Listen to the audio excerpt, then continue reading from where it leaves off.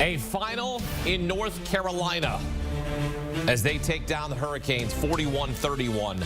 And this game will be known as the Tez Walker game.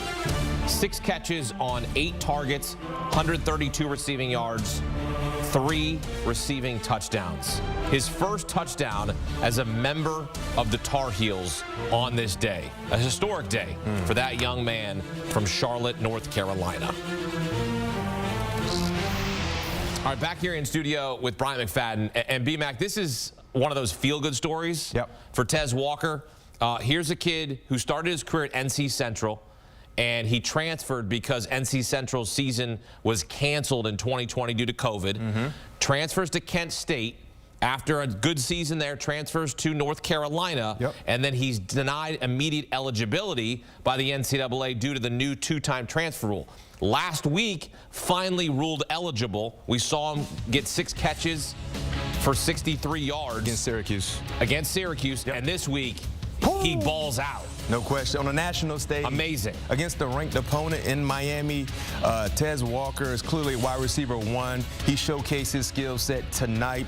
The relationship with Drake and Tez is something that we need to monitor because we know Drake May is a potential future first-round draft pick in the NFL, and Tez Walker has first-round-like talent as well. Clearly, he's still trying to get within rhythm offensively with them, but if this is the appetizer for Tez Walker, UNC fans should be extremely optimistic about what he can do the rest of the way. 6 receptions for 132 yards, 3 touchdowns, big-time playmaker. And the thing about UNC and watching this game tonight against Miami, it was a slow start for the entire offense, especially Drake May. Didn't really do a lot. They were putting pressure on him, the defense from Miami. But in the third quarter, Hakeem, we saw 21 points. Easily coming from the hands of Drake May, throwing to his pass catcher and Tez Walker and the rest of the crew. So offensively, this was a big-time opportunity on a national stage to showcase who they can be. Because when you talk about UNC, rightfully so, you start that conversation with Drake May.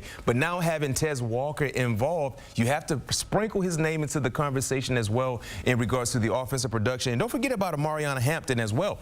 24 carries for 197 yards and 1 touchdown. He should have easily had 30-plus carries, but of course, they kind of shied away from the running game and wanted to put the ball in Drake May's hand. But they were definitely on today, offensively, UNC that is, when you talk about the balance and being able to showcase Tez Walker on the national stage. Well, how about this, right? The first 4 games of the season, they don't have Tez Walker. And now they're getting into the meat of their schedule. And now they've got him, and they're 2-0 with him. Like, what it says here is they were already a good football team. But now you gave Drake May another weapon to throw to as you take a look at their remaining schedule. I mean, this was their last, legit competitive-like ball game until they get to Duke. And then Clemson and then NC State at the end of the season. So if you look at the rest of the schedule, a bunch of get-right opportunities for UNC.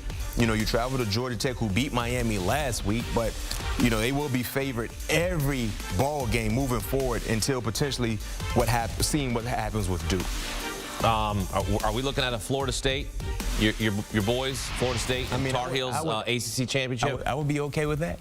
I would be okay with that. You would be okay with that? Yes. I love this story. I just want to put a bow on this because for a kid to get this second chance and to play out his dream, like, what are your thoughts on this whole situation where he's deemed ineligible originally because of the 2-time transfer rule, then they get quote-unquote new information. You saw how it kind of played out publicly between the NCAA and North Carolina. They're trying to lobby for this young man to play, and now he gets the opportunity, and he makes the most of it. Yeah, I'm happy they found a way to come to a common ground in allowing the young kid to play football.